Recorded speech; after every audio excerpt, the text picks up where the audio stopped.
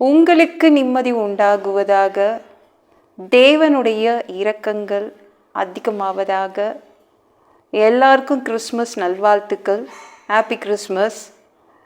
தேவன் எனக்கு கொடுக்குற வசனம் என்னன்னா, மத்தேயு 1:23. அவன் இதோ ஒரு கன்னிகை கர்ப்பவதியாகி அவருக்கு இம்மானுவேல் என்று பெயரிடுவார்கள் என்று சொன்னான். இம்மானுவேல் என்பதற்கு தேவன் நம்மோடு இருக்கிறார் என்று அர்த்தமாம்.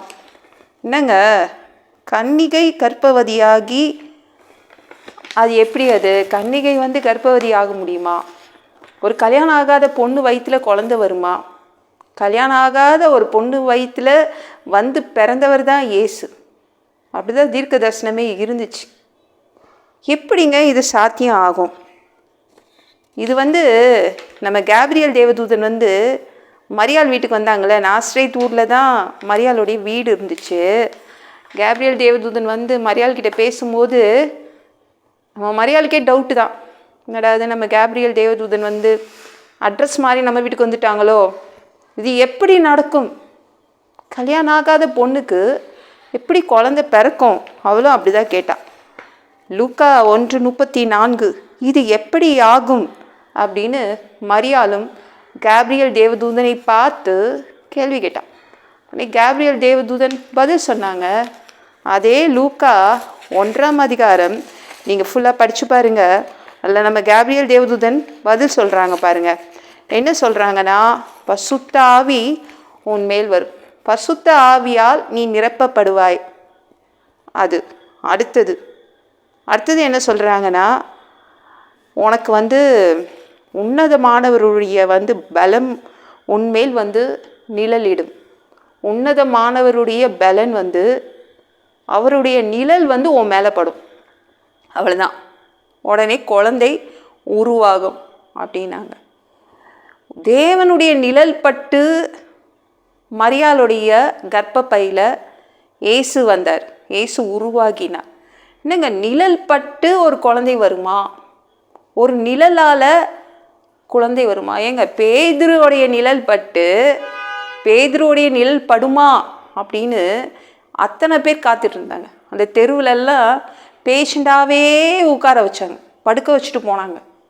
நோயாளிகளை படுக்க வச்சாங்க. ஏன்னா பேதுரு இந்த தெருவழியாக நடப்பான், அவன் நிழல் பட்டால் வியாதி சரியாயிடும் அப்படின்னு ஒரு சாதாரண மனிதன் பேதுருவோடைய நிழல் பட்டே அத்தனை பேருக்கு சுகமாச்சு.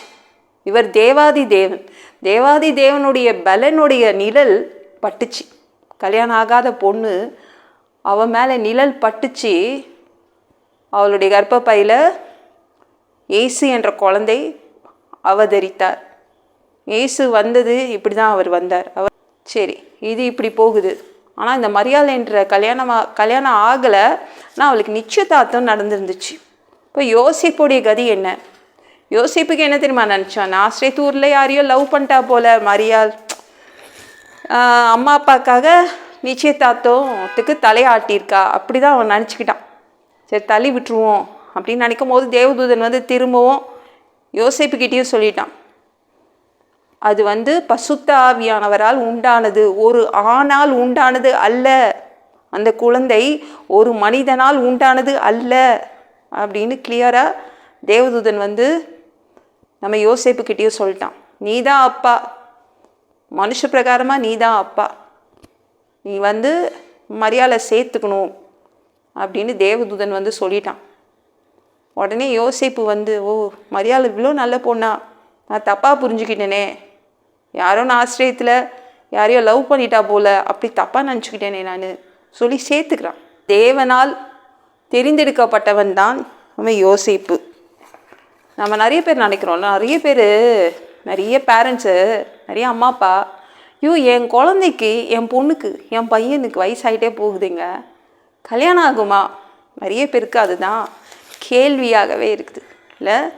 நிறைய ஊழியக்காரங்கிட்ட போய் ஜோம் பண்ணுவாங்க, ஐயோ கல்யாணம் ஆகுமாங்க அப்படின்னு ஊழியக்காரங்களாகிட்டலாம் ஜோம் பண்ணுவாங்க. நிறைய பேர், சில பேரண்ட்ஸ் இருக்காங்களே, சில பெற்றோர்கள், இந்த வியாதி இருக்குதே, அந்த வியாதி இருக்குதே, என் பையனுக்கு கல்யாணம் ஆகுமா?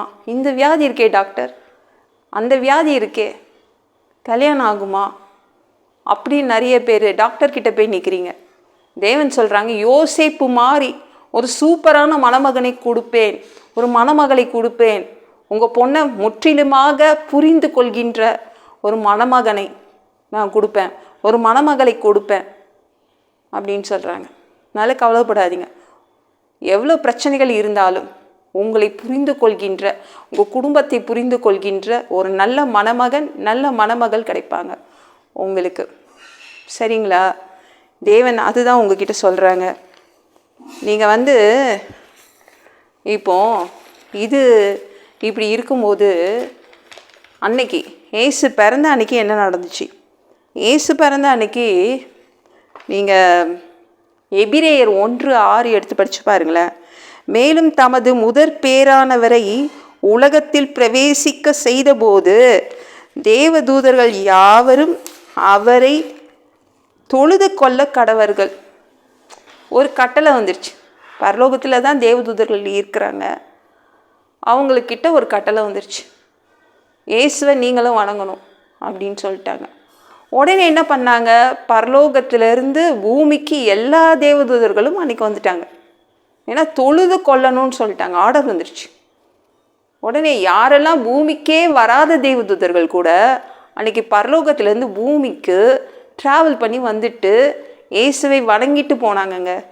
நீங்கள் லூக்கா 2:13, அந்த க்ஷணமே பரமசேனையின் திரள் அந்த தூதனுடனே தோன்றி உன்னதத்தில் இருக்கிற தேவனுக்கு மகிமையும் பூமியிலே மனுஷர் மேல் பிரியமும் உண்டாகுவதாக என்று சொல்லி தேவனை துதித்தார்கள். நீங்கள் 15வது வசனத்தை எடுத்து பார்க்கும்போது அவங்க பரலோகத்துக்கே திரும்பி சென்று விட்டார்கள் அப்படின்னு இருக்கும். எல்லாருமே வந்துட்டாங்க. இயேசுவை வணங்க சொல்லி ஆர்டர் வந்திருக்கு சொல்லிட்டு பரலோகத்தில் உள்ள அத்தனை தேவதூதர்களும் இயேசு பிறந்த அன்றைக்கு பூமிக்கு வந்து அவரை தொழுது கொண்டுட்டு தான் போனாங்க, வணங்கிட்டு தான் போனாங்க. இயேசு பிறக்கும்போது ஒரு பரலோகத்தில் உள்ள தேவதூதர்கள் அத்தனை பேருமே இங்கே ஆஜரானாங்க. நம்ம இயேசு எதற்காக பிறந்தாருன்னா பாவத்தை நீக்குவதற்காக, மனிதர்களுடைய பாவத்தை போக்குவதற்காக தான் பிறந்தார். அதனால் எவ்வளோ பெரிய பாவமாக இருந்தாலும் நீங்கள் ஜெபம் பண்ணிங்கன்னா, இனிமேல் நான் இந்த பாவம் செய்ய மாட்டேன் அப்படின்னு சொன்னால் ஏசு என்ன பண்ணுவார்னா அந்த பாவத்தை நீக்கிடுவார். நான் பாவி நான் பாவி நான் பாவி அப்படின்னு சொல்ல வேண்டிய அவசியம் இல்லை. அவர் வந்த காரணமே அதுதான், பாவத்தை நீக்குவதற்காக. சரிங்களா? அதனால் நீங்கள் பாவி கிடையாது. பரிசுத்தத்தை நோக்கி ஒவ்வொரு மனிதனாலையும் முன்னேற முடியும். ஏன்னா தேவன் இயேசு நம்ம பாவத்தை ஒவ்வொரு நாளும் மன்னிக்கக்கூடியவர்.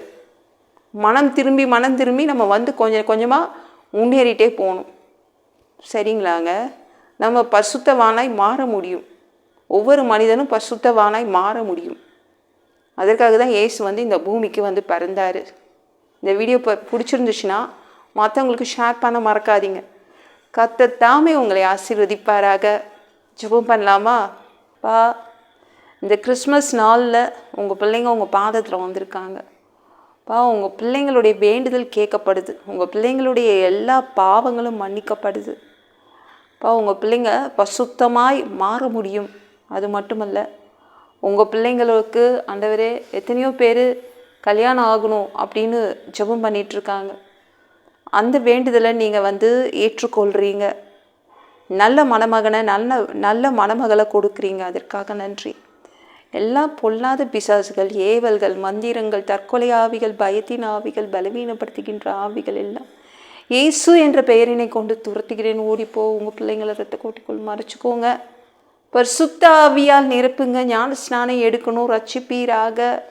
இயேசுவின் காயப்பட்ட தழும்புகளால் எல்லா வியாதிகளும், எல்லா பலவீனங்களும், கேன்சர் போன்ற வியாதிகளும், மரணப்படுக்கைகளும், பரம்பரை வியாதிகளும் சரியாகுவதாக. மனிதனாக பிறந்தா ஜீவ புஸ்தகத்தில் பேர் இருக்கணும். அப்படி இல்லைன்னா அந்த மனிதனை பிடிச்சி நரகத்தில் தள்ளிடுவீங்க. தீ எரிக்கிற இடத்துல எப்படி போய் வாழ்கிறது? அடித்து உதச்சி திருத்தி பரலோகத்துக்கே அனுப்பிடுங்க. கழுவப்படாத பாவங்கள் இருந்தால் உங்கள் ரத்தத்தை கொண்டு கழுவி எங்களை பரலோகத்துக்கே அனுப்பிடுங்க. பரலோகத்துக்கு வர்றதுக்கு தான் ஆசைப்படுறோம். எந்த ஒரு இமை பொழுது நீங்கள் வருவீங்கன்னு காத்துட்ருக்கோம். இயேசுவை வணங்கி வணங்கி காத்துட்ருக்கோம், பரிசுத்தமாக வாழ்ந்து வாழ்ந்து காத்துட்ருக்கோம். அந்த ஒரு இமை பொழுதில் உங்களுக்கு சரிசமமான உடம்பு எங்களுக்கு கொடுக்கப்படும். அதை பெற்றுக்கொண்டு மதிய வானத்தில் உங்களை சந்திக்க வருவோம். அந்த தருணத்தை இழந்துடக்கூடாது. ஒரு மனிதனால் பரிசுத்தமாக வாழ்கிறது கடினம் அப்பா, கூடாது. அதற்கு கூட உங்கள் உதவி கேட்டு தான் வந்து நிற்கிறோம். 7 வருடம் அந்த கிறிஸ்து ஆட்சியில் விட்டுட்டு போயிடாதீங்க. பிசாசு நடத்தும் ஆட்சியிலெல்லாம் விட்டுட்டு போயிடாதீங்கப்பா. சாமி உமக்கு நன்றி அப்பா. 3ஆவது தடவை கூட இந்த பூமியின் ஓனராக சொந்தக்காரராக வருவீங்க. இந்த பூமியில் 1000 வருடம் வந்து தங்குவீங்க, ஆட்சி செய்வீங்க. அந்த ஆட்சியை பார்க்க ஆசைப்படுறோம். எல்லாவற்றையும் ஒப்பு கொடுக்குறேன். இயேசு மூலம் ஜெபம் கேளும் பிதாவே, ஆமென். நாளைக்கு பார்க்கலாம்.